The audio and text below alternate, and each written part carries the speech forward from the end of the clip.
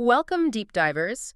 We're diving straight into a paradox today, one that's likely been a quiet, maybe even unspoken frustration for many of you. You see the headlines, right? The endless possibilities of AI. Yet if you're leading a business, you might also feel that unsettling gap between the grand promise and the tough day-to-day reality. And you're absolutely not alone in feeling that. Consider the statistic from MIT's recent report, the Gen AI Divine. A truly staggering 95% of enterprise AI pilot projects are failing.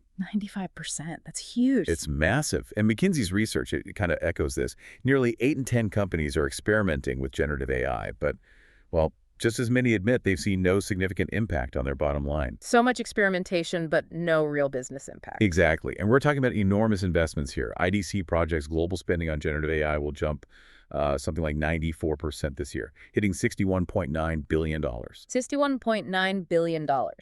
Yet S&P Global found 42% of companies abandoned most of their AI pilot projects by the end of 2024. That's more than double the rate from the year before. Okay, so let's unpack this a bit. Why? Why are these incredibly powerful technologies, these massive investments, falling so short? The reports point to a few critical areas. Poor workflow integration seems to be a big one. Organizational misalignment. Unrealistic expectations, maybe. Definitely unrealistic expectations. And crucially, human factors. Things like resistance to change or just a lack of the right skills to even use the tools effectively. It really makes you wonder, if the tech itself is so powerful, where's the actual breakdown happening? Well, what's truly illuminating in these statistics, and it's something many leaders grapple with internally, is that this isn't really a technology failure at its core. Right. It's more of a leadership challenge. Leaders see the resources pouring out, they see projects stalling, teams looking, frankly, confused about what these new tools are even for. There's that disconnect. A palpable disconnect, yes, between AI's potential and its actual, often messy, implementation. And without a clear roadmap, admitting this reality, figuring out how to move forward, well, it can feel incredibly daunting. It's this leadership gap, I think, not the tech itself, that's really stunting progress and honestly costing businesses billions. Precisely. And this leads us to a crucial, maybe even a bit provocative conclusion that cuts right through all the noise. AI isn't failing, leadership is. That's a strong statement, but the evidence seems to support it. The technology does what it's designed to do. What it cannot do is provide direction. It can't build trust or align people around a shared vision. These are uniquely human responsibilities, right? Absolutely. AI doesn't create culture. Leaders do. AI doesn't define purpose. Leaders do. And AI certainly doesn't empower people to overcome their fears, their anxieties, and actually embrace change. That responsibility, it lies squarely with us, with leadership. So what does this mean for you, the listener, the leader, trying to navigate this incredibly fast-moving landscape? It means there's a need for a clear path forward. And that's what this deep dive is all about. We're focusing on a powerful, really actionable solution presented in Mitch Jackson's new book. It's titled, Leading with AI, 7 Steps to Transform Your Business and Empower Your People. And here's something fantastic, an immediate benefit for you listening right now. This book is available completely free, 204/7. That's right. Just go to mitchjackson.xyz. That's mitchjackson.xyz. No email required, no download necessary. You just click, read, and you can immediately start benefiting from the practical tips, the approaches, the tools shared in the book. It's incredibly generous and removes any barrier to getting this vital information. Absolutely. So our mission today is to give you a shortcut, really. A clear path to understanding these 7 practical, non-abstract steps Mitch outlines. This isn't about just chasing the latest trend or, buying another system hoping it fixes things. No, this is about fundamentally shifting how you lead, how you integrate AI, turning it from what might feel like a massive cost center into a powerful catalyst for actual growth and, importantly, employee empowerment. And these aren't just high-level concepts. They are concrete, actionable steps. Exactly. Let's list them quickly as a preview. Define the why. Build the right foundation. Create AI-native workflows. Empower your teams. Lead with transparency. Measure what matters. And adapt in real time. 7 clear steps. 7 steps. This deep dive is about understanding how to implement these moves, allowing you to lead with confidence in a world that, let's face it, refuses to stand still. You're here because you know the future won't wait. So let's jump in. Okay, Chapter 1 of Mitch Jackson's book dives right in. The title says it all. The ground is moving. It captures that feeling perfectly. He describes that sense you might have in a leadership meeting, maybe outward calm, but inwardly you sense this storm brewing. It's that pervasive feeling that the world is rewriting itself at an incredible speed. It's like thinking you're standing on solid bedrock, only to realize, uh-oh, it's actually been a fault line all along. Yeah. It's a profound shift, isn't it, in how we understand our careers, our skills, even our organizations. It absolutely is. And Mitch argues this precise moment, maybe more than any other, fundamentally elevates the importance of leadership. It doesn't diminish it, it elevates it. How so? Well, think about it. The skills you painstakingly mastered over years, the expertise that once defined your edge, they're fading in importance as AI performs many of those tasks faster, cheaper, and frankly, without getting tired. The ground shifts under your expertise. Precisely.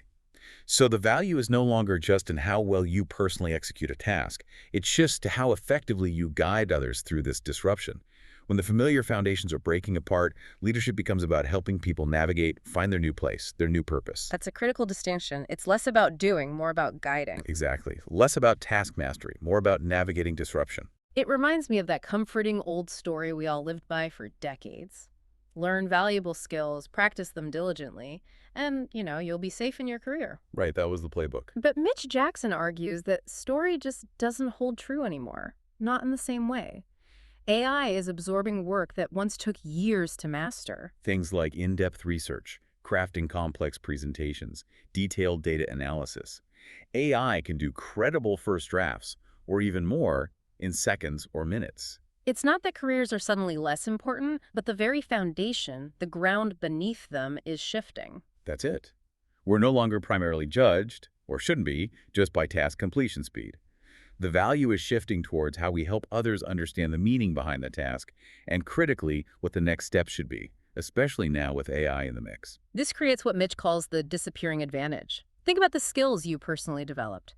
Maybe it was writing intricate contracts, mastering complex spreadsheet models, developing detailed marketing strategies. Skills that once gave you a significant edge, right? Exactly. Now, AI tools, particularly these large language models, can draft those contracts, build those models, outline those strategies with remarkable speed and often pretty decent accuracy. So the advantage isn't necessarily in doing the task anymore. It's shifting. It's moving towards directing the task, providing the judgment, the context. Which means the true differentiators, the things that really set people and companies apart, become judgment, vision, strategic thinking, the ability to inspire a team, qualities AI simply cannot replicate.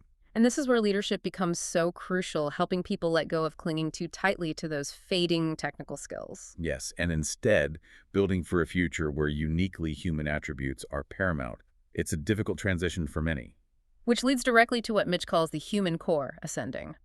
What remains truly invaluable after automation takes over the routine stuff. He highlights creativity, empathy, trust, courage. And importantly, he frames these not as soft skills, which kind of diminishes them sometimes. Exactly. He argues they are the primary organizational anchors, the things that hold everything together when the surface keeps shifting. People need meaning. Customers crave genuine connection. Teams need to trust that their leader sees beyond the daily grind.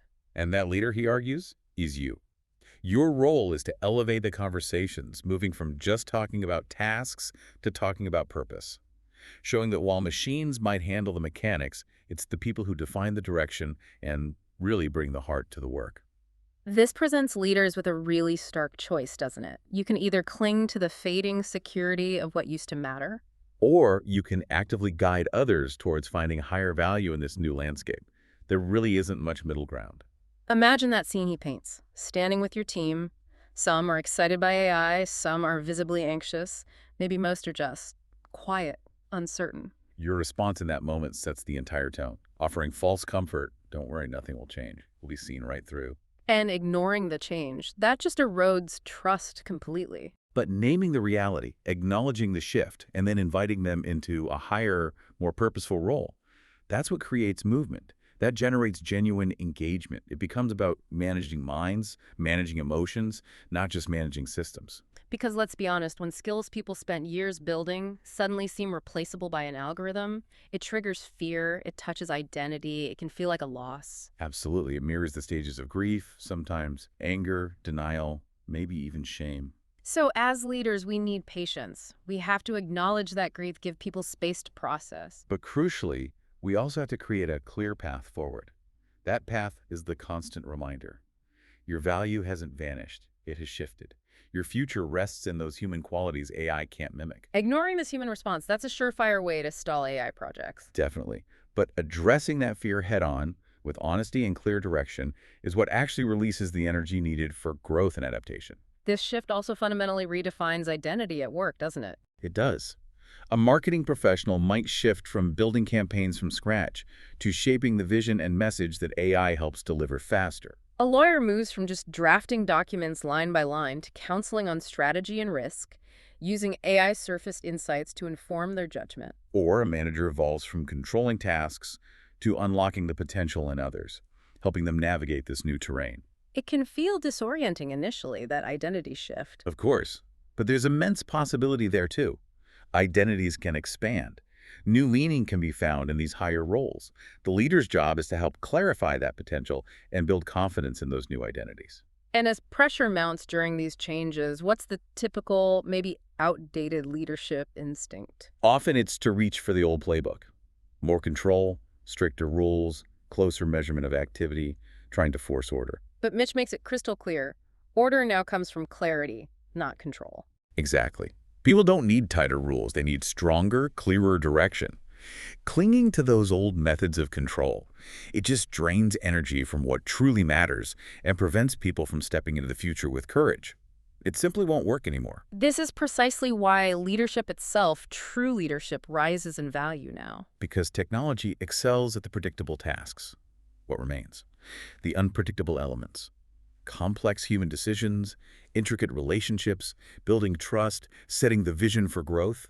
These are fundamentally leadership functions. Your team will follow you when they see you looking beyond the next task list, when you provide that sense of belonging and value, when you guide them towards an exciting, albeit uncertain, future horizon. So practically, what does this look like for leaders day to day? It means changing the conversations, asking less about how tasks are done, focusing more on what they mean, what their impact is, shifting from micromanaging details to inspiring direction. And in training, It's not just teaching how to use the AI tools, it's teaching how to think critically about their output, elevating discussions from just accuracy and speed to insight and meaning. and measurement needs to change too. Absolutely. Stop just counting activity or hours worked. Start counting progress toward mission-aligned outcomes. Are we freeing up time for deeper client relationships? Is employee engagement rising because they feel empowered? Building confidence in this constantly shifting environment. It doesn't come from pretending the fear isn't there. No, it comes from demonstrating that movement is possible, even with the uncertainty. Leaders provide stability not by denying the changes, but by actively guiding through them. Sharing stories of new approaches that worked, celebrating moments where AI freed someone up for a higher skill, highlighting uniquely human contributions, creativity, judgment, empathy. These actions anchor people. And acknowledging the hard truth, this isn't a one-time adjustment. The ground will keep moving. This is a permanent state of evolution now. So the leader's role is to promise stability in purpose, not in tasks. If people know why they matter and where the team is going, they will find ways to adapt. As you listen, reflect on this chapter. Ask yourself, what skills are you maybe holding on to too tightly, like a shield? What fading identity are you clinging to? Where do you need to consciously release control and step into that higher, more valuable leadership role? Leadership in this moment, as Mitch puts it, truly becomes an act of courage. And that leads us perfectly into chapter 2, the new role of leadership. Okay, so we've established the ground is definitely moving, and the old leadership playbooks, they're pretty much obsolete. So what does leadership mean now? Right. If your team isn't looking to you for every single task-related answer anymore, what do they need from you? Mitch Jackson is really clear on this. They need vision, they need direction, and they need courage reflected in their leader. Leadership today isn't about mastering the features of every tool. It's about guiding people when certainty is gone, showing them where to aim when the path ahead feels. Wow, foggy. They're looking for meaning in what these new platforms create. They need someone who can cut through the complexity and offer clear direction. And this highlights a core shift, doesn't it? From being a manager, someone who primarily controls processes, enforces rules, ensures compliance. To becoming a vision builder. Exactly. Managers of the past were judged on hitting deadlines, maintaining stability, and stability was valuable, but stability alone isn't enough anymore. People now crave direction more than ever. Your new role is that vision builder, setting a direction that makes sense of the tools, connecting technology like AI to a higher purpose, giving teams compelling reasons to care, to move forward, to stretch into the unknown. This requires a pretty profound mindset shift, I imagine. It does. From feeling you need to know all the answers, to being comfortable asking the questions that truly matter, from controlling every step to simply lighting the path ahead. That really emphasizes the energy of direction. People crave clarity, especially in times of rapid change. It's absence. It creates paralysis. Teams just stall if they don't know which way to move. Your direction as a leader is what generates that forward energy. Think about a coach before a big game. The players know the plays, technically. But what they really need in that moment is the coach's energy, the reminder of the goal, the why they play, the belief that they can win. That's precisely the leadership needed now. So your constant task becomes framing purpose. AI can churn out output reports, drafts, analysis at an incredible rate. But your job is to imbue that output with purpose. Without purpose, it's just noise.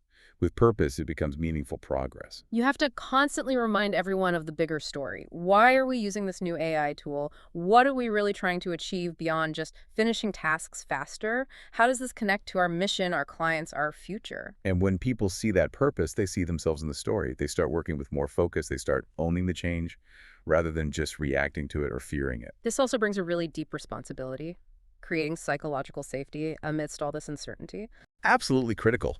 Your teams need to know they can experiment, maybe stumble a bit, learn from it, without fearing punishment. Without that safety, what happens? They retreat, they go quiet, they avoid engaging with new tools because they're afraid of making a mistake. So how do you build that safety? Through transparency, by admitting when you don't have all the answers, by sharing what you're learning, including your own missteps, by acknowledging that mistakes are an inevitable part of progress, not failures to be punished. Safety isn't about comfort then, it's about trust. Exactly. Trust that their effort to adapt, to try something new, matters more than immediate perfection. The leader as interpreter also becomes vital in this AI-driven world. Yes. AI generates output at scale, sometimes overwhelming scale. But its true value often lies in interpreting what it all means for your specific context, your business, your goals. You become the filter, helping your team sift through the data, the drafts, the analysis to find the actual meaning, the signal and the noise. And remember, speed doesn't automatically equal insight. The machine might generate 100 possible answers or suggestions. But only a leader, using judgment and vision, can point to the one or two that truly matter for achieving the mission. This interpretation requires that vision, that judgment, but also deep listening, pattern recognition, all skills that build trust when done well. What's equally important, and sometimes overlooked, is the role of emotional energy. Oh, definitely. Leadership isn't purely intellectual. It's deeply emotional. Your teams absolutely feed off your energy. If you walk into a room radiating uncertainty or anxiety, They will feel it instantly. But if you project calm conviction, even amidst challenges, they'll feel steadier. If you show genuine passion and belief in the path forward, they'll be inspired. that emotional energy is contagious. It sets the tone for the entire organization. So to foster movement, openness, courage, leaders must embody those qualities authentically, show genuine belief, even when it's hard. This calls for a completely new kind of conversation with our teams. Right. The old conversations often centered on rules, control, compliance checking. The new conversations, they need to focus on vision, purpose, growth. Ask your people, where do you see opportunities for AI in our work? What fears do you have? And really listen without judgment. What new skills do you want to learn to thrive in this future? Opening up those conversations, it sparks ownership. People shift from just waiting for instructions to actively bringing ideas, from fearing replacement to finding ways to add new value. This is how you start building leaders at every level, too. Yes, identifying those individuals who model vision, who help create safety, who interpret meaning within their own teams, and giving them space and encouragement to lead, that builds real organizational resilience. And yes, this often involves that uncomfortable but totally necessary shift, releasing control. It's hard, especially if your identity has been tied to mastering all the details. But Mitch uses the analogy of flying a kite. You have to steadily release the line to allow it to rise higher. Releasing control with clear direction empowers teams to experiment, to own their work, and ultimately to move the company further and faster than you could alone. In all this noise, all this change, clarity becomes your greatest leadership tool. People crave clarity about where they stand, what truly matters, the company's direction. Confusion drains energy. Clarity creates it. And deliver that clarity with simple language, constant repetition, reinforcement. Don't assume people got it after one town hall meeting. Repeat, reinforce, remind, until it becomes part of the natural cultural language. And finally, leading in this era, it demands immense courage. Courage to admit what you don't know. Courage to make decisions without having perfect, complete information. Courage to face resistance. Courage to hold that vision steady even when fear is whispering doubts. And remember, courage isn't the absence of fear. It's choosing to move forward despite the fear. Your people don't need a fearless leader. They need a courageous one who shows that progress is still possible, even when things feel uncertain. So, to sum up this new role, it's about building vision, creating safety, interpreting meaning, and modeling courage. As Mitch Jackson says, leadership today is pointing to the horizon and saying, follow me, this is where we are going. Which brings us right to Chapter 3, focusing on empowering the human edge. How do we make sure our people thrive alongside the tech? Okay, we've explored the shifting ground and the leader's new role in setting vision and direction. Now, Mitch Jackson takes us to what feels like the heart of the matter, protecting and amplifying the human edge. Yes, this is absolutely critical. Technology executes, it produces, it accelerates tasks. That's its strength. But only people create meaning, forge genuine connections, build lasting trust. So our task as leaders, he argues, is to anchor ourselves firmly in these uniquely human qualities and, crucially, help our teams bring them forward, make them visible, make them valued. Exactly. The human edge isn't just a nice phrase. It's a collection of truly irreplaceable qualities. Things like creativity, empathy, integrity, intuition, the ability to genuinely inspire others. And these aren't secondary soft skills. No. He positions them as the primary drivers of lasting business value. Companies ultimately thrive not just because their systems are faster, but because their people feel connected to a purpose, their customers feel genuinely understood, and their teams are motivated and trust each other. So your job as a leader is to cultivate an environment where these qualities are safe to express, where unique contributions are visibly valued, where technology becomes a partner that enables these qualities, not a shadow creating fear. And central to building that environment is creating a culture of trust. Trust is like the fertile soil where the human edge can actually grow. Without it, Creativity withers. People revert to safe, predictable, uninspired behaviors. They won't take risks. They won't share nascent ideas. how do you build that trust? Through consistent transparency, fairness, and critically, by following through on your word.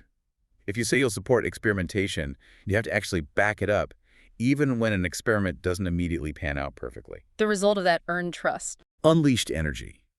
A willingness to take calculated risks, to share ideas freely, to collaborate at levels that machines simply can't replicate. Then there's the indispensable role of creativity. AI is great at following patterns, generating variations on existing themes, sometimes incredibly sophisticated ones. But true human creativity, that often sparks unexpected connections. It involves sensing opportunities others miss, envisioning solutions that no algorithm would predict based on past data. As leaders, how do we foster that? We have to consciously make space for it. That means carving out time for teams to actually think, not just produce output constantly. It means rewarding creative risk-taking, even if the initial outcome isn't perfect. It means helping to shape and nurture unpolished ideas rather than shutting them down too quickly. Creativity needs permission and room to flourish. The power of empathy is another profound aspect of this human edge. It feels like the quality that drives the deepest customer loyalty, the strongest employee engagement, the most resilient partner trust. Absolutely. While AI models can simulate politeness or even categorize expressed emotions based on language, they cannot feel. They can't truly understand the weight of another person's experience. So leaders must model empathy. Model it, yes, and actively teach their teams to live it. Encourage asking questions that go beyond the surface level. Teach them to notice emotional cues, show genuine care. Empathy isn't a weakness in business. It's a profound strength that builds unbreakable bonds. This leads directly to developing emotional intelligence across the organization. Great leaders, human leaders, sense cues others miss. How do you develop that? In yourself and your team? By practicing active listening, really listening, not just waiting to talk. by noticing tone, body language, by asking follow-up questions, by reflecting on your own reactions in situations. It's a skill, and like any skill, practice builds this critical professional value. This also involves a delicate, conscious balance, balancing the speed AI offers with essential humanity. Yes, AI accelerates work incredibly. The temptation is just to let that speed dominate everything: faster responses, more output, quicker turnaround. But leaders have a responsibility here. A responsibility to consciously protect the time needed for genuine human connection. Whether that's a deeper, unhurried conversation with a client, a mentoring session with a team member, or simply taking time for meaningful team recognition. Speed is only truly valuable when it serves meaning, right? Precisely. Customers ultimately remember how you made them feel, not just how fast you resolved their ticket. Employees stay loyal because they feel genuinely valued, not just because a project finished ahead of schedule. Finding and maintaining that balance is crucial. And creating environments for experimentation is directly linked to fostering this human edge, too. It is. Creativity needs space to experiment, but leaders often inadvertently stifle it by punishing failure, even small failures. We need to flip the script. Exactly. Celebrate experimentation itself. Encourage sharing learnings from both what worked and what didn't. Remove the stigma often associated with failure and replace it with a focus on learning and iteration. What's the impact when you do that? You get engaged employees who aren't afraid to try new ways of using AI, new ways of interacting with clients. This naturally leads to increased human contribution and innovation. This is also where leaders become storytellers. Yes. Stories move hearts. They connect people to meaning in ways data alone cannot. Use stories to illustrate how AI has freed teams for more meaningful, human-centric work. Highlight the positive impact on customers. Celebrate specific examples of employee growth and ingenuity. Stories cut through the noise, don't they? They create emotional anchors during times of change. They provide a vision of our best selves, using technology wisely. Developing courage in teams is another often overlooked aspect of the human edge. It takes real courage to share a new, perhaps unconventional idea. Courage to admit fears or uncertainties about AI. Courage to step into unfamiliar roles that might require new skills. Leaders build this by modeling courage themselves. By admitting their own uncertainties sometimes. By making tough decisions without perfect data. By engaging in difficult but necessary conversations. Courage is contagious. When leaders model it, it spreads, building confidence throughout the team to use technology boldly rather than fearfully. This is reinforced by consciously recognizing the human wins.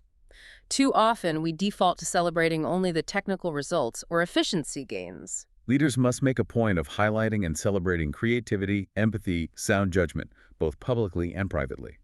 This signals loud and clear that the human edge is as valued, if not more so, than any purely technical output. It encourages more of it. Ultimately, the future isn't shaping up to be a contest between people and technology. No, it's about partnership. Leaders who actively empower the human edge are the ones who make this partnership thrive. They show their teams that their value is rising, not shrinking, in the age of AI. Developing these uniquely human qualities now isn't just nice to have. It's how we prepare for a future where AI continues to expand its capabilities. These qualities become the only truly secure ground. So the call to action here is clear. Lead the human edge. Build trust. Foster creativity. Champion empathy. Develop emotional intelligence. Cultivate courage. Balance speed with humanity. And celebrate those unique human contributions. Because the human edge isn't a luxury. It's the core of lasting success. And with that foundation, we move into the practical steps. Starting with Chapter 4, Step 1, define the why. All right, deep divers, we've explored the shifting landscape, the leader's evolving role, and the absolute necessity of empowering the human edge. Now, Mitch Jackson gets very practical with the crucial first step for any successful AI integration. Step 1, define the why. This is where so many organizations stumble right out of the gate. They pour money, resources, time into AI without clearly answering that fundamental question: why are we actually doing It this? drives that premature jump. Often it's external pressure competitors are doing it. Yeah. Or maybe vendor promises sound incredibly compelling. Or sometimes it's just the desire to appear forward-thinking to tick the AI box. But without a clearly defined why, The outcome is almost inevitably frustration. Projects stall. Energy and enthusiasm fade. Employees become cynical about the next big thing. It's critical to understand. AI isn't failing in these scenarios. The purpose was never clearly defined from the start. so the core message is, clarity must precede technology. You can't afford to fall into the trap of aimless adoption. Absolutely not. That clarity, Mitch explains, acts as your organization's North Star. It's that fixed point that guides every single decision related to AI. What's the benefit of having that North Star? With it, teams don't get lost in the daily noise and distractions. They have a clear benchmark to evaluate new tools against, does this actually help us reach our North Star? They can measure progress meaningfully. And crucially, they understand the true significance of their work in the bigger picture. And a North Star isn't necessarily complicated, is it? No, it shouldn't be. It's a clear articulation of your desired outcome. Maybe it's drastically reducing customer wait times to create an effortless service experience. Or freeing your sales team from administrative tasks so they can focus on building deeper client relationships. Or perhaps building greater supply chain resilience to navigate disruptions better. Whatever it is, it must be clear, specific, and tied to real, tangible business or customer outcomes. Defining the why goes beyond just crafting a catchy slogan, though. Oh, much deeper. It means asking the right, sometimes tough questions. What truly important problem are we trying to solve for our customers or for our own people? What significant opportunity can AI genuinely help us accelerate or achieve? And critically, how does this specific AI effort align with our company's core values? Asking those questions cuts through the hype. It grounds decisions in reality, not just buzzwords. And it does something incredibly important psychologically. It builds employee confidence. Remember, people generally don't resist change itself. They resist change they don't understand or see the purpose of. Giving the why a clear voice removes a huge chunk of that resistance. It provides what psychologists call cognitive anchors, stable points of reference in a sea of uncertainty. It reduces fear because people see the direction and how their work connects to a bigger, meaningful story. And crucially, Mitch emphasizes that the why must align with human value, not just spreadsheet numbers. Yes. If your stated why is solely about cutting costs or just keeping up with competitors, you'll likely see disengagement. People aren't inspired by saving a few percentage points on the bottom line in isolation. It has to speak to something larger. It has to connect to how AI supports the mission, serves customers better, or improves the work lives of employees. This doesn't mean ignoring financial goals, of course, but you need to link them. For example, Cost reduction achieved through AI might enable reinvestment in employee training programs. Automating tedious tasks could free up teams for more creative, engaging work. Improved data accuracy via AI could lead to greater client confidence and trust. When people see that clear connection between the technology and positive human outcomes, they truly buy in. defining the why is just the first part, though. Then you have to. Communicate it relentlessly. Defining it is crucial, but if it stays in a strategy document on a shelf, it's useless. How do you communicate it effectively? State it clearly in every relevant meeting. Repeat it in company updates and town halls. Tie it directly to performance reviews and goals. Embed it deeply into training programs. It has to become part of your organization's everyday cultural language. Some leaders might worry about sounding like a broken record. Repetition isn't overkill here, it is leadership. People need to hear the same core message multiple times in different contexts before it truly sinks in and takes root. You know it's landed when your people start repeating it back to you naturally in conversations. Mitch gives some powerful examples. Think about a hospital implementing AI. If the why is framed merely as reducing administrative paperwork, the energy is, okay. But if the why is framed as giving nurses more quality time with patients by reducing that paperwork burden, The entire energy shifts. It becomes motivating. It rallies employees around a core value patient care that they deeply connect with. it's also absolutely vital to avoid the false why. Oh, this is a trust killer. Yeah. Leaders who adopt a dishonest why, saying one thing publicly but clearly meaning another privately, Right. like claiming it's about enhancing customer service when everyone knows the real goal is headcount reduction. Huh?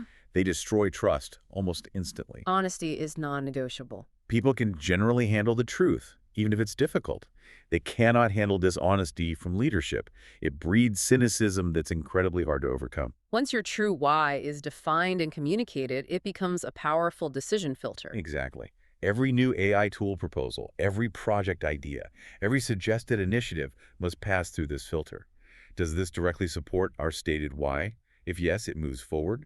If no, it stops or is reconsidered. This prevents distraction, keeps everyone aligned, and demonstrates that the why isn't just empty words, it's the actual basis for action and investment. Knowing the why is also incredibly empowering for employees on the ground. How so? It builds their confidence.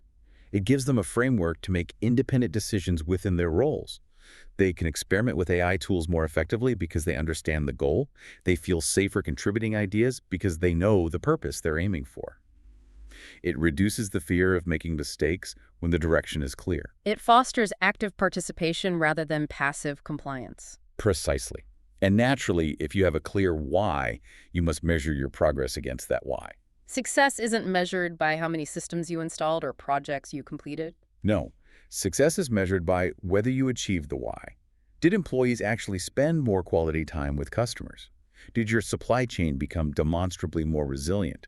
Did teams report having more energy and time for creative problem solving? These measurements focus on meaningful impact over mere activity. They show whether your AI investment is truly paying off in the ways that matter most. And finally, as a leader, you have a critical role in protecting the why, guarding it against dilution over time. How can it get diluted? Project scope creep, forgetting the original purpose amidst daily pressures. New shiny objects or vendor pushes, pulling focus elsewhere. So you have to constantly return to it, remind people, protect it with your voice and your actions. This isn't about being rigid. Tools and strategies will adapt, but the core purpose must remain the unshakable anchor. So you're at a crossroads as a leader. You can rush into AI without a defined why, risking waste, frustration, and cynicism. Or you can pause. Define that why clearly. Connect it to human value. Share it relentlessly. And use it to build real, sustainable momentum. Your why grounds your people and directs your technology. It's the essential first step. Now, with that purpose clear, let's move to step 2. Build the right foundation. Okay, we've grounded our entire AI journey with a powerful, clear why. That's step 1. Now, Mitch Jackson guides us to step 2, build the right foundation. This is absolutely critical because even the clearest vision, the most compelling why, will inevitably crumble if the ground beneath it isn't strong enough to support it. This is where many leaders, perhaps eager for quick results, tend to rush. They might skip the crucial, sometimes tedious, preparation of workflows, data hygiene, and ensuring organizational alignment.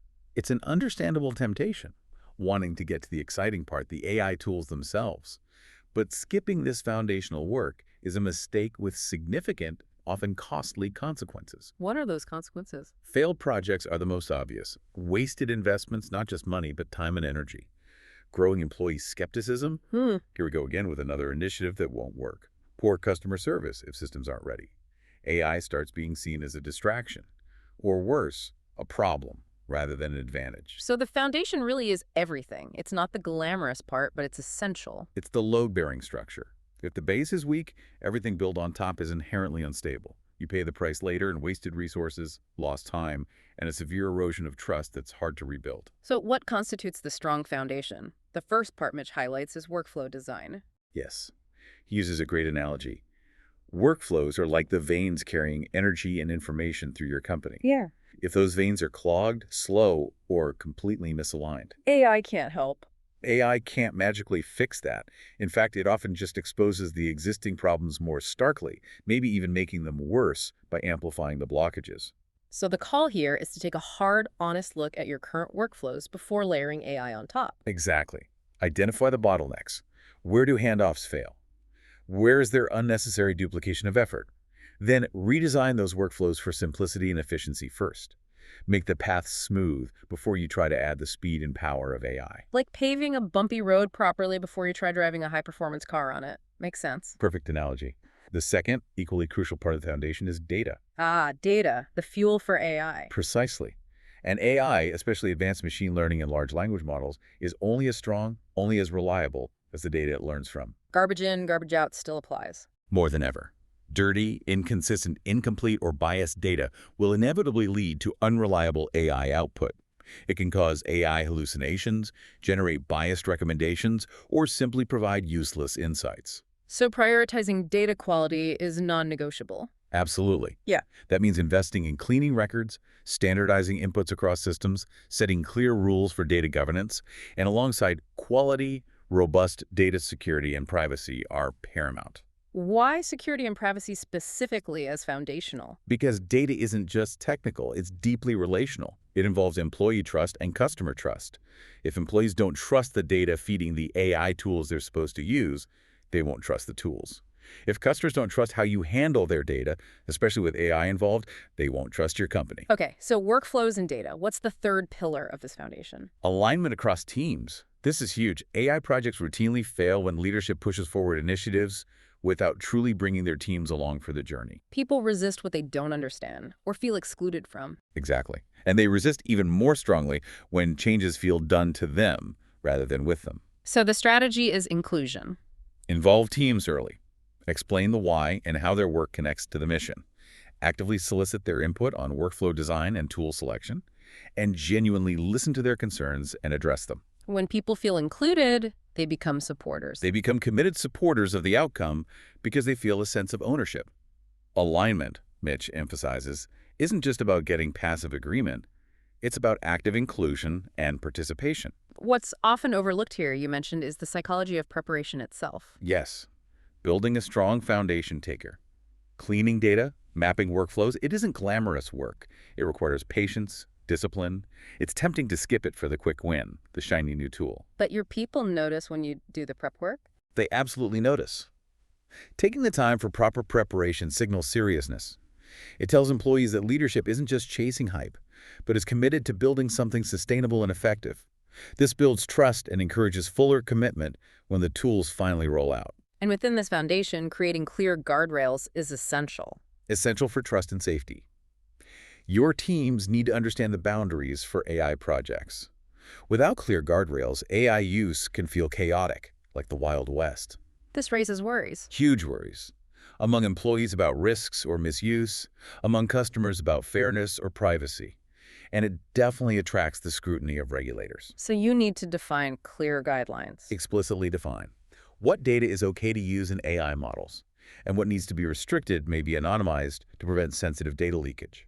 Which decisions remain firmly human versus those AI can assist with or automate? How are issues or unexpected AI behaviors reported and addressed? These guardrails don't restrict progress. No, they make progress safer. They build confidence by showing responsible governance is in place.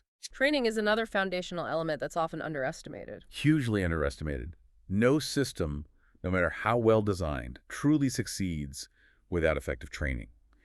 Leaders sometimes assume that because a tool looks simple to use, employees will just figure it out. Which leads to Frustration, mistakes, underutilization, feeding enthusiasm. Training is not an expense to be minimized. It's a foundational investment. And the training should go beyond just the basics. Way beyond how to click the buttons. It must teach how to think critically about AI output, how to evaluate it, when to trust it, when to question it, especially with generative AI, how to practice using it in realistic scenarios. Training transforms uncertainty into confidence. And it signals that leadership is genuinely supporting employees through the transition. So before launching or expanding any significant AI project, it's vital to pause and measure readiness. Ask those hard questions. Are our core workflows clear and efficient now? Is our data reliable and governed now? Are our teams aligned and informed now? Are clear guardrails established? Has effective training been delivered? Mitch Jackson gives a stark warning here. He does. If the answer to any of these fundamental readiness questions is no, then do not move forward yet. Fix the foundation first.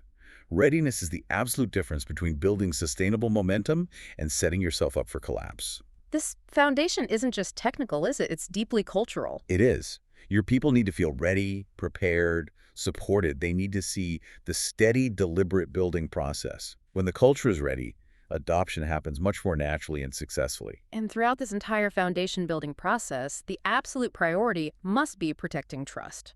Trust from employees, trust from customers, trust from partners.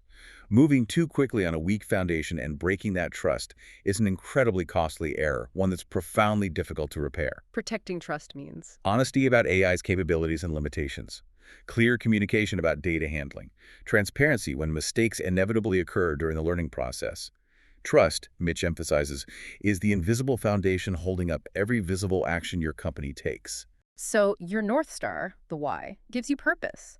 This strong foundation gives you strength. Together, they create lasting momentum.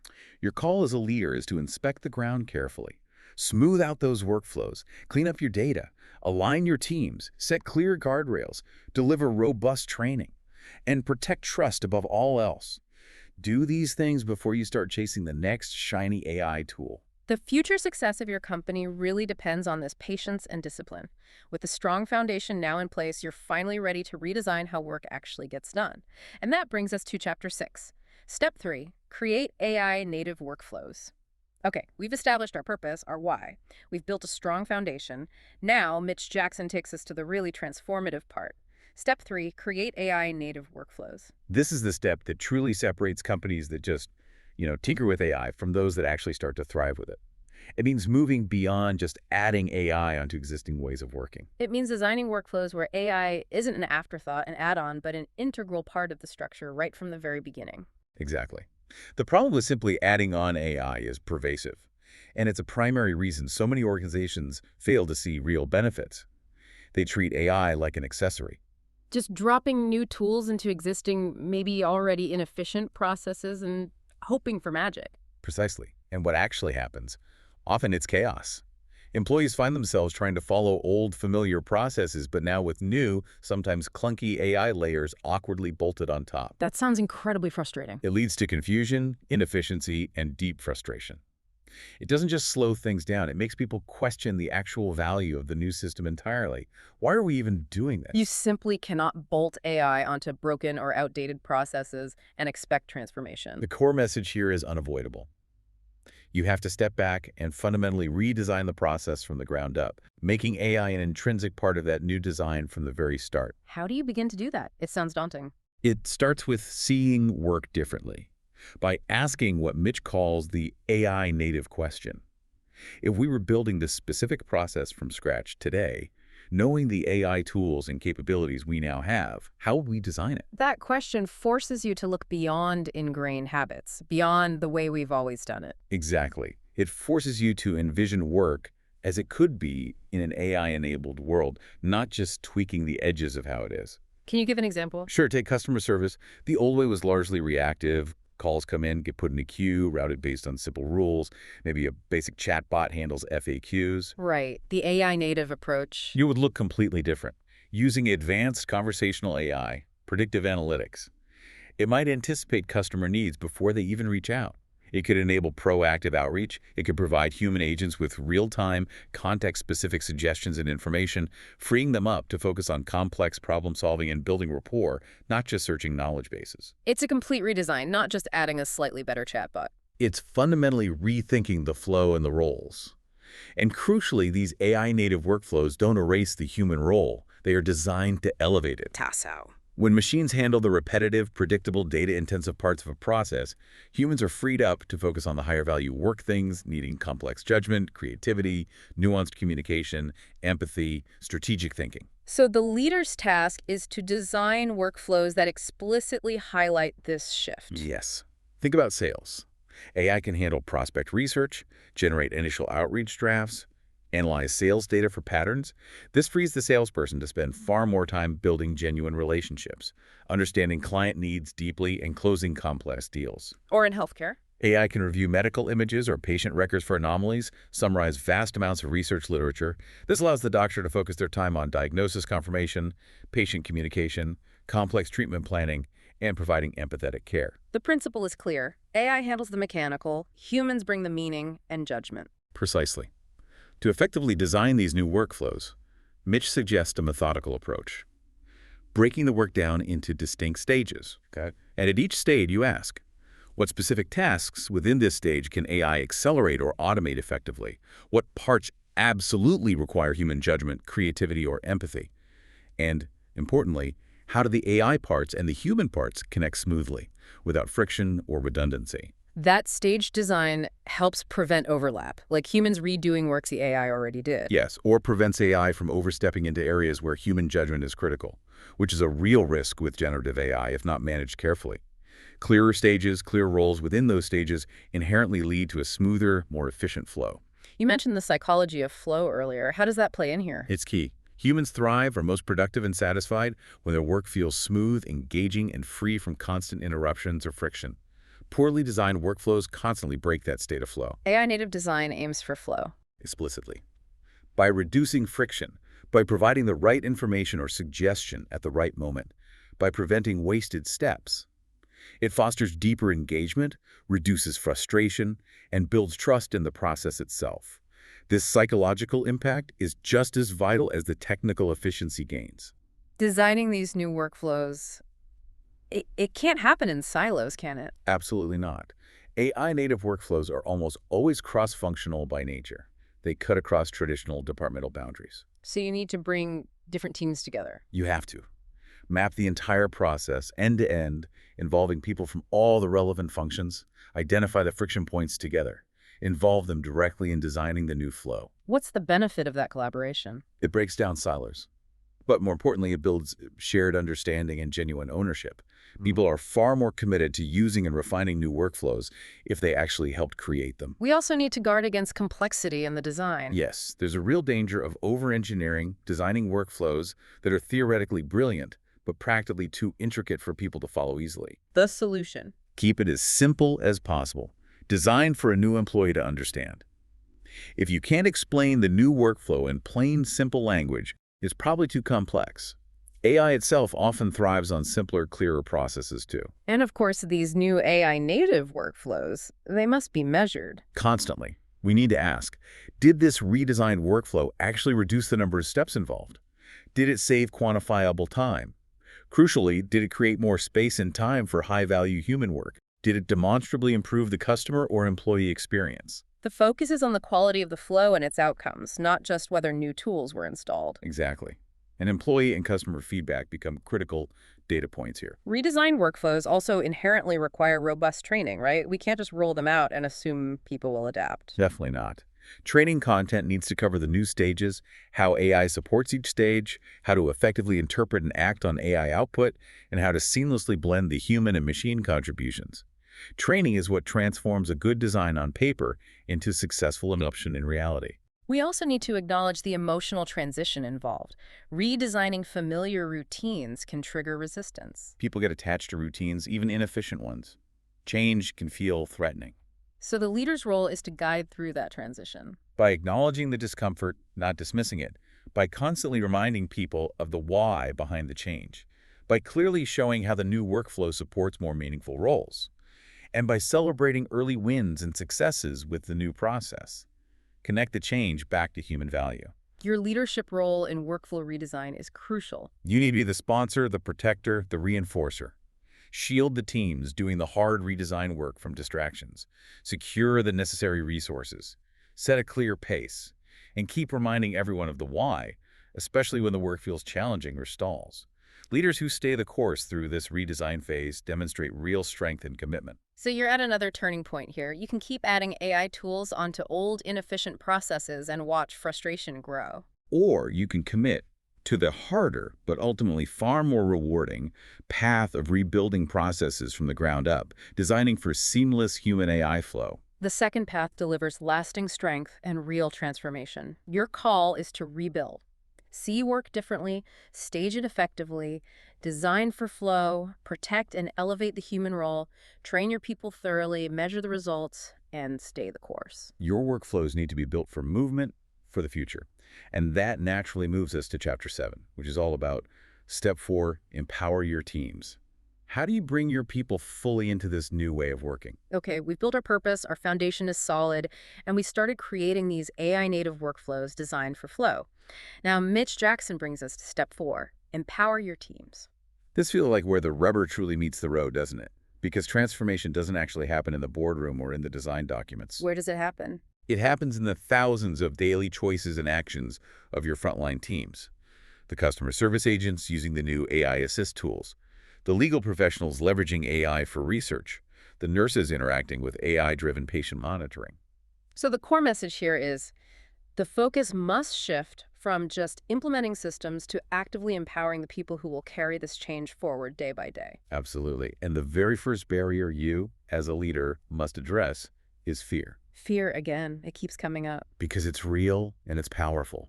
Fear of being replaced by AI, fear of making a mistake with a new, unfamiliar tool, fear of looking foolish or incompetent in front of colleagues. And that fear, it paralyzes teams. It does. It leads to hiding problems, avoiding the new tools, maybe even outright resistance. It can completely stall adoption, no matter how good the technology or workflow design is. So leaders must address this fear directly. Head on.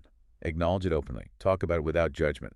And consistently, clearly show your people how AI is intended to expand their value, augment their skills, not erase them. How do you show that? Tell concrete stories.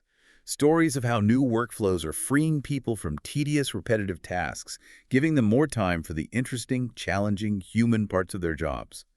Give examples of colleagues successfully using AI to learn new skills or provide better service.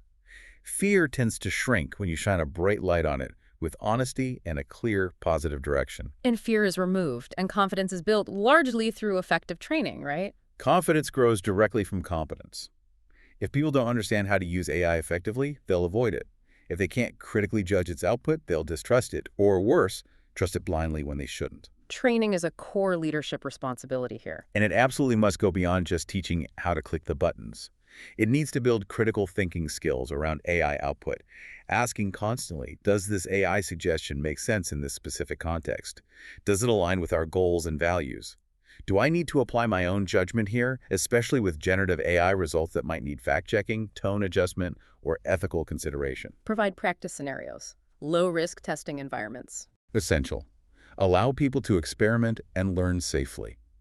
This deliberate approach transforms uncertainty into confidence, and that confidence is what truly drives adoption and effective use. Every organization also needs its champions during a change like this. Yes, these are your early adopters.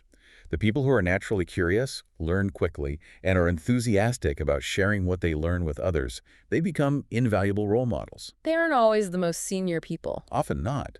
They can be younger employees eager to test new tools, or maybe mid-career professionals who immediately see the practical benefits for their work. Your job is to identify these potential champions. And then Support them actively. Give them visibility. Let them share their successes. Maybe even empower them to help train their peers.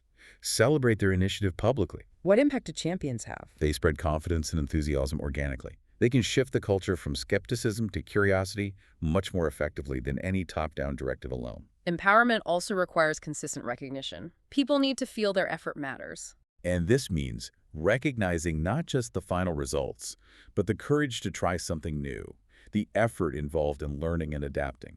How can leaders recognize that effort? Highlight examples of experimentation, even if it wasn't perfectly successful. Celebrate individuals who provide constructive feedback that helps improve the AI tools or workflows. Sometimes, just simple, specific mentions in team meetings or brief notes of appreciation can make a huge difference. Recognition signals that participation itself is valued. And that fuels motivation. It encourages continued effort and engagement. Perhaps the most powerful form of empowerment, though, is giving genuine ownership. Absolutely. This is when employees aren't just following instructions on how to use AI. They feel empowered to make decisions within the framework you provided. They take initiative. They bring their own ideas about how to apply the tools better. How do you foster that sense of ownership? By setting the clear purpose, the why, and the clear guardrails we discussed earlier. Then you have to consciously step back a bit. Trust your people. Let them figure out the best ways to apply the tools in their specific contexts. Let them design local improvements. Let them shape how AI is actually used day to day. This transforms passive users into active leaders. Exactly. They move from simply consuming the technology to actively shaping its use and impact. Mitch also talks about the psychology of empowerment, linking it to fundamental human motivators. Yes, he draws on the concepts of autonomy, mastery, and purpose, often called AMP. Humans are intrinsically motivated when these three elements are present. And AI projects offer a unique opportunity to provide all three. Potentially, yes. Autonomy comes from giving people meaningful control over how they use the AI tools in their work. Mastery comes from providing effective training and opportunities to practice and improve. And purpose comes directly from that clearly defined and communicated why. When all three, autonomy, mastery, purpose, are present, Empowerment happens much more naturally. But if any one of those is missing, if people feel they lack control or competence or don't understand the purpose, their motivation will inevitably fade. no matter how good the AI is. Leaders must ensure all three are consciously addressed. Given how fast AI is evolving, empowered teams also must be learning teams. Continuously learning teams. You need to build a culture where learning is constant, expected, and supported. How do you build that culture? Encourage people to share their discoveries and best practices. Create forums, formal or informal, for feedback on the tools and processes. Provide ongoing training and resources. Explicitly reward curiosity and experimentation. When employees see that learning and adaptation are genuinely valued. They stay engaged. They start to embrace the pace of change rather than fearing it. A culture of continuous learning turns uncertainty into positive energy. And we cannot forget empathy in this empowerment equation. Empowerment isn't just about providing systems and training. It's fundamentally about showing care. People need to feel seen, understood. They need to know that leadership recognizes the challenges and pressures they might be facing during this transition. So practice empathy. Take the time to listen deeply. Ask people what support they need. Be present and understanding during struggles or setbacks. Empowerment delivered without empathy feels hollow, transactional. Empowerment delivered with empathy feels authentic, supportive, and real. And ultimately, the leader's role is to model all of this. Model empowerment by trusting your people, by consciously letting go of unnecessary control, by visibly valuing effort, learning, and growth over just immediate results. When you model empowerment, your teams start to empower each other. So the call here is clear. Empower your teams. This is perhaps the most human part of the entire AI transformation journey. Your people are the ones who will carry AI forward successfully. They must feel ready, confident, supported, and valued. So remove the fear.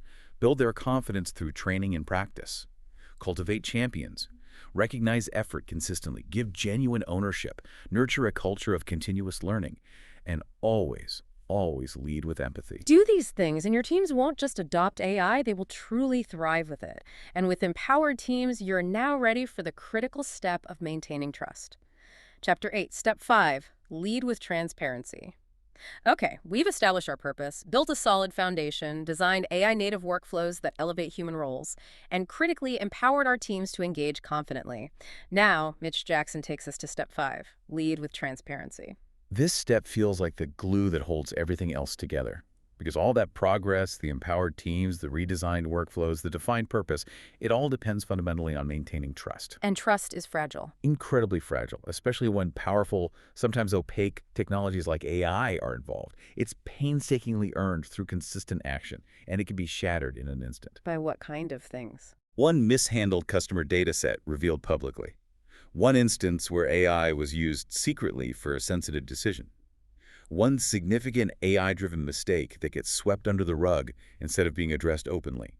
Any of these can collapse trust. And rebuilding that trust Is a slow, painful, sometimes impossible process. Therefore, transparency cannot be an afterthought or just a reaction when a crisis hits. It must be a proactive, daily practice embedded in your leadership and operations. Transparency doesn't mean sharing everything indiscriminately, though. No, that would be chaotic and potentially harmful. It means being unequivocally clear and honest about the things that truly matter. For trust, how AI is being used, what data it accesses, what its limitations are, how decisions are being made, and what safeguards are in place. People might not always agree with every decision, but they're far more likely to respect them and the leadership making them if they believe you're being honest and upfront. Data is AI's fuel, and you mentioned it's also the source of most trust issues. Right. Concerns about employee data privacy, how customer details are used, regulatory compliance.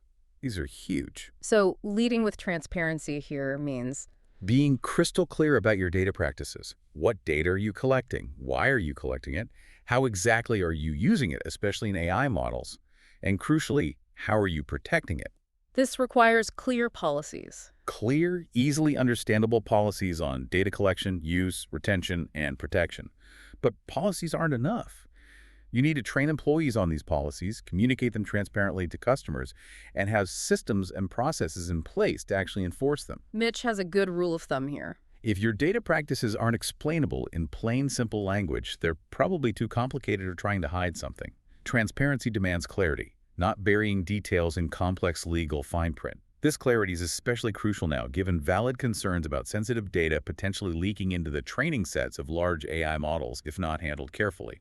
Equally critical for transparency is establishing those clear guardrails for AI use that we touched on earlier. Yes, these need to be explicit and well communicated. Employees need to know the boundaries. Customers need assurance that decisions affecting them are fair and have human oversight where appropriate. Regulators need to see responsible governance. So define explicitly, what kinds of decisions can AI assist with versus those that must remain human? Exactly. For instance, AI might analyze a loan application for risk factors based on data, but a human loan officer makes the final approval decision, considering context AI might miss. AI might help draft an initial performance review summary based on data points. But the manager delivers it, adding their judgment, context, and having a human conversation. Precisely. These guardrails protect people from feeling reduced to mere data points processed by an algorithm. They signal that leadership values fairness, context, and human oversight. Mistakes will happen with AI, right? It's not infallible. Tools will be misused sometimes. Complaints will arise. It's inevitable, especially as the technology is still evolving rapidly. How you respond to those mistakes is the absolute key differentiator between building trust and destroying it. Hiding or denying mistakes. Collapses trust almost immediately. Owning them openly, responsibly, that can actually grow trust in the long run. So the action is admit mistakes quickly. Explain clearly what went wrong. Share the steps you're taking to fix it and prevent recurrence. People are surprisingly forgiving of honest mistakes. They rarely forgive dishonesty or cover-ups.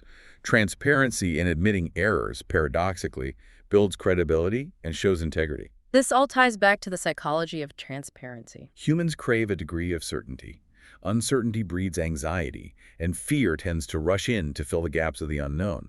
Transparency works by filling those gaps with credible information, It provides certainty where possible, clarity where certainty isn't possible. which reduces anxiety and creates a sense of psychological safety. The impact: more engaged employees who feel respected, more loyal customers who feel treated fairly, more committed partners who trust your processes. Transparency isn't just a moral good, it's a powerful psychological tool for stabilizing behavior and fostering positive engagement during change. Transparency must also connect clearly to building ethical standards for AI use. Yes, you need to define core principles that guide how your organization will develop and deploy AI. These act as a framework for decisions, especially when facing tricky gray areas or short-term temptations that could compromise long-term trust. What might those principles include? Things like a commitment to fairness and mitigating bias in AI systems, a principle of never hiding AI's role in sensitive interactions, ensuring human accountability remains central even when AI assists significantly. And these ethical standards need to be visible. Share them publicly. Train your people on them. Make them easily accessible in your policies. Ethics kept private are essentially meaningless. They need visibility to have impact and build trust. Transparency extends to empowering employees regarding how AI affects them too. Definitely. Employees deserve to know what data is being collected about their work, especially if AI is involved in monitoring or analysis. How is that data being used? Who has access to it? If employees feel surveilled without explanation, Morale plummets.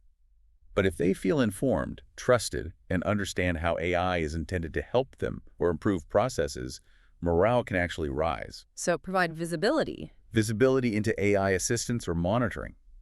Clear channels for asking questions without fear. And ideally, give employees a voice in shaping the policies around AI use that affects their work. This empowers participation rather than fostering a sense of being controlled. Communicating transparently with customers is also vital. Customers are increasingly AI aware. They know when they're likely interacting with a chatbot or when systems are analyzing their purchasing habits. They value honesty. Trying to hide AI's role feels deceptive. It does. But if you're transparent, you're interacting with our AI assistant, or we use AI to personalize recommendations based on your preferences and explain the benefits, show the safeguards, and invite feedback, customers are generally accepting. Respected customers stay loyal. Customers who feel tricked will leave. And transparency must be reflected in leadership behavior itself. It's not just about systems and policies. If leaders hide decisions or communicate vaguely, it breeds suspicion. Open communication builds trust. So explain the why behind changes. Clarify decision-making processes. Answer tough questions honestly, even when the answer isn't easy. Your behavior sets the tone. Transparency or its absence inevitably cascades down through the entire organization. Finally, regulators are watching AI closely. Very closely. Laws and enforcement are evolving rapidly around the world. The proactive approach. Stay ahead of the curve. Proactively share your policies and ethical guidelines. Document your practices thoroughly. Be prepared to engage with regulators and invite oversight where appropriate. This positions your company as a responsible partner, not a potential target. This step, lead with transparency, feels like where leaders truly prove their credibility and integrity. You simply cannot succeed with AI transformation in the long run without it. Trust is the currency. So the call is to lead openly. Be clear about data use. Set and enforce guardrails. Own your mistakes publicly. Build and adhere to visible ethical standards. Empower employees with information. Communicate honestly with customers. And cooperate transparently with regulators. Do these things consistently, and your company won't just navigate change, it will be trusted through the change. And that foundation of trust sets you up for the next critical step. Chapter 9. Step 6. Measure what matters. How do you know if all this effort is actually working? All right, deep divers, we've covered a lot of ground. Establishing purpose, building the foundation, creating AI-native workflows, empowering teams, and leading with transparency. Now, Mitch Jackson brings us to a step that's absolutely crucial for ensuring all that effort actually leads somewhere meaningful. Step 6, measure what matters. This is the step that separates hopeful stories and good intentions from actual demonstrable results. Without meaningful measurement, you're essentially leading blind. You can't prove progress, you can't learn effectively from mistakes, and you can't sustain momentum. Leaders who fail here often see initiatives drift back into old habits, don't they? They do. While those who get measurement right create this powerful, positive feedback loop that fuels compounded growth and continuous improvement. Mitch highlights a common pitfall here, the trap of vanity metrics. Oh, it's so easy to fall into this. Measuring things that look good on a report but don't actually signify real progress or impact. Like what kind of things? Counting the number of AI pilots launched, even if most stalled. Tracking how many employees completed a basic AI training module without knowing if they used the skills. Touting the number of fancy dashboards created, even if no one acts on the data. These numbers might seem impressive on the surface, But they're often meaningless. A dozen pilots that never scale are just expensive distractions. Thousands of unused software licenses are pure waste. Dashboards full of charts that don't lead to decisions are just noise. so we must resist the pull of vanity metrics. And focus intensely on measuring impact. Did our AI initiatives actually move the needle on our core mission? Did they demonstrably free up our people for higher value, more human-centric work? Did they genuinely improve the customer experience in measurable ways?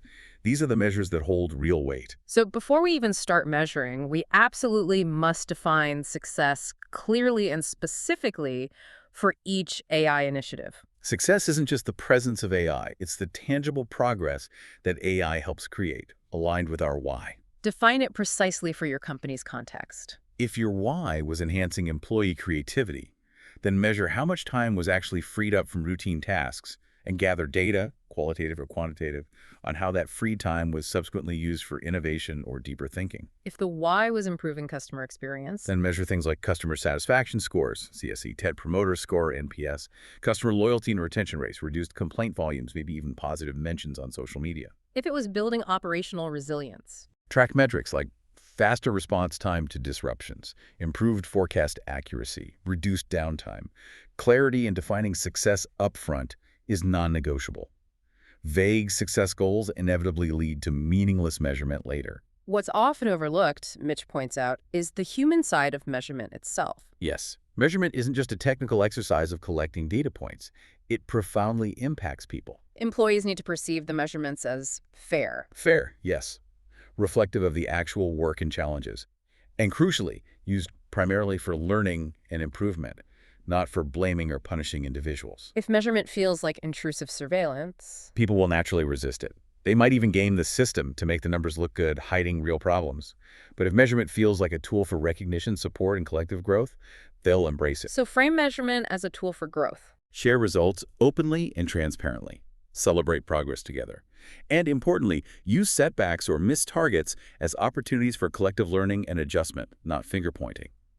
When people see measurement as a helpful partner, they lean in. One key area to measure is productivity. AI should increase it, right?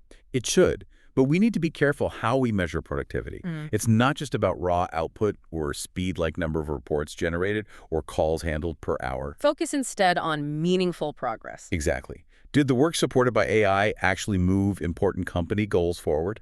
Did AI genuinely free up time for employees to exercise judgment, creativity, or build stronger client connections? Are employees reporting less frustration and more focus on high-impact activities? Productivity in this context is about effectiveness and value creation, not just speed, and our measures must reflect that nuanced view. The ultimate test for almost any business initiative, including AI, is the impact on the customer. AI must ultimately improve their experience in some way. Metrics here, as we touched on, include satisfaction surveys, feedback analysis, loyalty tracking, reduced complaints, increased repeat business, positive brand sentiment, Customers care about how they feel. served, heard, understood, valued.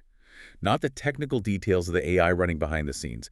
Our measurement must capture that emotional and experiential impact. And we absolutely cannot ignore the impact on our own people. We need to measure employee engagement actively, using metrics like engagement scores from surveys, employee retention rates, participation in voluntary AI training or upskilling programs, and analyzing direct feedback from team meetings or suggestion channels. What does engagement measurement reveal? It reveals the energy flow. If employees feel empowered and supported in using AI, engagement typically rises and they speak up with ideas. Yeah. If they feel threatened or overwhelmed, engagement drops and they tend to withdraw. Measurement helps you see which way the energy is moving. Furthermore, in this rapidly evolving AI landscape, measuring learning and adaptation itself becomes crucial. You need to track how quickly your organization is learning and adopting new AI capabilities or refining existing ones. Measure the frequency of sharing lessons learned across teams. Track how often workflows are being proactively refined based on feedback and results. Adaptation is a competitive advantage. A massive one.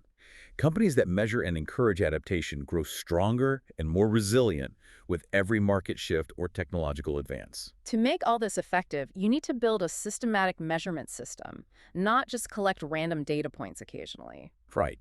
This means designing processes to collect the right data consistently, creating clear, concise dashboards tailored for different leadership levels, establishing regular review cycles to analyze the data and discuss implications, and assigning clear responsibility for tracking and reporting on key metrics. Keep the system simple. Focus on a few key metrics that are directly tied back to your strategic why. Trying to track too many things dilutes focus and creates confusion. A few well-chosen metrics create alignment and drive meaningful action. The psychology of progress is relevant here too. Humans are deeply motivated by seeing visible progress towards a goal. Invisible progress, or feeling like you're working hard but not seeing results, leads to feeling stuck and demotivated. Measurement makes progress visible. Exactly. Share the results widely. Show employees tangible examples of how their work with AI has contributed to positive outcomes. Celebrate milestones publicly. Visible progress builds momentum, and that momentum reinforces a positive culture around AI. Transparency in measurement is also critical, even when the news isn't good. Especially then. Don't try to hide poor results or spin them away. Share the data openly and honestly. Honesty, even about struggles, is respected. Poor results are learning opportunities. Frame them that way. Hiding problems creates suspicion and prevents learning. Sharing the full picture, the wins, the struggles, the lessons learned, the adjustments being made, builds trust and keeps people invested in finding solutions. Ultimately, measurement without action is completely wasted effort. Every significant metric you track must lead to a conscious decision or action. If productivity metrics are low in a certain area, investigate why and adjust training or workflows. If customer satisfaction related to an AI interaction is high, figure out why and replicate it. If employee engagement drops after an AI rollout, respond quickly to understand and address the concerns. You need to cultivate a culture where measurement consistently leads to action. Review the data, decide on next steps, communicate the plan. This cycle creates continuous learning and transforms data into tangible growth. As a leader, your role is to maintain focus on what truly matters. Avoid those tempting vanity metrics. Constantly tie every measure back to the strategic why. Protect your team's energy and focus by showing them, through measurement, that their work matters and is contributing directly to the mission. You cannot lead effectively without clarity on results. You can't sustain momentum without proof of progress. You can't learn and adapt without honest feedback. Measurement isn't a bureaucratic chore. It's a core leadership discipline. So, reject vanity. Define success clearly. Measure the human impact, the customer impact, and your organization's learning capacity. Build a simple, robust system. Share results transparently. And always act on the insights. Do this, and your company won't just move forward. It will keep moving forward, getting stronger and smarter with each step. And that brings us to the final, crucial element. Chapter 10, Step 7, Adapt in Real Time. How do you stay ahead in a world that never stops changing? All right, deep divers, we've navigated through 6 incredibly important steps from Mitch Jackson's framework: defining purpose, building the foundation, creating AI-native workflows, empowering teams, leading with transparency, and measuring what truly matters. Now we arrive at the final vital step that keeps this entire system alive and effective. Step 7, Adapt in Real Time. This feels like the step that acknowledges the fundamental reality of our current environment. It's about embracing continuous motion because standing still is no longer an option. Mitch flags a dangerous myth here: the idea of the finished system. The belief that AI transformation is a project with a defined start and, crucially, a finish line. That belief is incredibly dangerous, yet surprisingly common. We'll implement this new AI system and then we'll be done. The reality? There is no finish line. AI technology itself is evolving at breakneck speed. Markets shift constantly. Customer expectations change almost overnight. Regulatory landscapes adapt. If your organization pauses, assumes it's done, you fall behind almost immediately. So the core message is: release the comforting illusion of completion. Embrace motion as the new normal. Learn to live, operate, and thrive in movement. Adaptation isn't an occasional event. It needs to become a core cultural capability. It starts with fostering a culture of flexibility. What does that look like? It means creating an environment where people feel comfortable adjusting plans as new information arises, where they feel psychologically safe to point out problems or inefficiencies, even with established processes, where they are actively encouraged, even rewarded, for suggesting changes and improvements. Flexibility isn't chaos, though. No, absolutely not. It's discipline in motion. Yeah. It's having the structures and mindset to adjust, purposefully, guided by your North Star, not just reacting randomly. Leaders foster this by Rewarding adaptation and learning, not just sticking rigidly to the original plan. Celebrating successful pivots made in response to new data or market shifts. Highlighting individuals or teams who act as early problem solvers or adapters. This helps people stop fearing change and start expecting it, preparing for it, even welcoming it as an opportunity. The psychology of adaptation is interesting here, too. Humans naturally resist change because it threatens stability and comfort zones. But we also thrive on growth, learning, and development. The key is how leaders frame adaptation. Don't frame it as disruptive chaos. Frame it as development, as continuous improvement, as an opportunity for both the organization and individuals to learn new skills, gain new capabilities, and build resilience. Connect adaptation directly to personal and professional growth. Leaders need to model this themselves. Absolutely. Model a willingness to learn, to admit when you need to adjust your own approach. Share what you're learning, what experiments you're trying. Talk openly about adapting based on new information. When teams see their leaders embracing adaptation as learning, they're much more likely to follow suit. Real-time adaptation also requires systems for real-time learning. You need mechanisms to capture insights and feedback quickly from the front lines. Yes, you need robust feedback loops. From customer interactions, from employee experiences with the AI tools, from your measurement systems, spotting shifts in key metrics. You need regular review cycles that focus specifically on recent changes, learnings, and necessary adjustments. The speed of learning needs to increase. Dramatically. You need to be learning about shifting customer trends or emerging issues in days or weeks, not waiting for quarterly reports. You need to be able to respond to regulatory changes or new competitive moves almost immediately, not months later. Real-time adaptation requires real-time intelligence gathering and processing. And adaptation often requires faster decision-making. Traditional, slow, hierarchical decision-making processes can be a major bottleneck. They absolutely are. Yeah. Leaders need to consciously push decision-making authority down to the appropriate levels. Decentralized. To a degree, yes. Give teams the authority to make adjustments within defined boundaries and aligned with the overall purpose. Empower managers to act quickly without needing multiple layers of approval for every minor tweak. Trust your employees to make smart calls based on the data and their expertise. Speed in decision-making isn't recklessness. Not if it's grounded in clarity of purpose, the why, and confidence in your people, empowerment and training. When everyone understands the goal and the guardrails, they can move quickly and intelligently without losing alignment. Crucially, adaptation doesn't mean abandoning stability altogether. People still need anchors. Yes, the anchors remain. Your core purpose, the why, your fundamental values, your commitment to transparency and ethical conduct. These foundational elements generally don't change rapidly. Mitch uses the analogy of sailing. It's a great one. Your destination, purpose, remains fixed. But the wind, market conditions, technology constantly shifts. You don't change your destination, you adjust your sails, strategies, tactics, workflows to stay on course. The art of leadership in this era is mastering those continuous adjustments while keeping the ultimate destination clearly in sight. Adaptation also thrives on constant experimentation. Small bets, rapid tests. Exactly. Encourage teams to constantly pilot small tweaks to workflows, try out new features of AI tools, test different ways of interacting with customers using AI. Not all experiments will succeed. Of course not. But every experiment, succeed or fail, teaches you something valuable. The key is to keep the experiment small, fast, and low risk. A failed test provides learning quickly and cheaply. A successful test can be scaled up rapidly. This rhythm of hypothesis, tests, learn, scale, pivot is the heartbeat of effective adaptation. Real-time adaptation ultimately depends on having resilient people and teams. Resilience being the ability to face stress, setbacks, and constant change without breaking, to bounce back, learn, and keep moving forward. How do leaders build that resilience?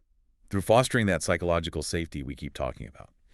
By giving employees a sense of control and autonomy over their work where possible.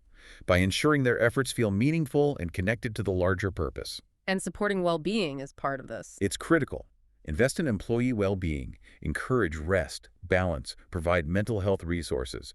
A burned-out, overwhelmed team simply cannot adapt effectively. A supported, healthy team has the capacity to navigate change. We also need to remember that the technology itself, the AI, is not static. It's a living system. We can't treat AI implementation as a one-time product install. New models, new features, new applications emerge constantly. So we need processes for ongoing review. Regular review of the AI tools and systems themselves. Be prepared to retire tools or features that aren't delivering value or are being superseded. Upgrade systems as needed. Add or remove components based on whether they still serve the core purpose. This ongoing maintenance and curation is adaptation. Don't cling to sunk costs in technology that's no longer effective. Stagnation, clinging to the old just because you invested in it, is the real enemy here. And all of this adaptation, all these changes and adjustments, must be handled with transparency. If you're shifting direction, changing a workflow, retiring a tool, explain why.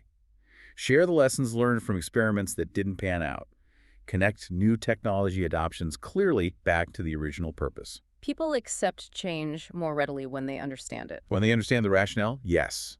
Customers accept changes when they see the benefit or are treated honestly.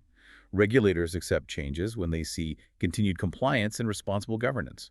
Transparency smooths the path of adaptation. You cannot control the pace of technological change, the shifts in the market, or evolving customer expectations. But you can choose how your organization responds. You can choose to build the capability to adapt. That choice will define your future. So the final call is to lead adaptation actively. Cultivate that culture of flexibility. Model continuous learning yourself. Establish systems for real-time feedback and intelligence. Decentralize decision-making appropriately. Encourage constant experimentation. Strengthen team resilience and well-being. Treat technology as a living system. And maintain transparency through it all. Do these things and your company won't just survive the constant movement.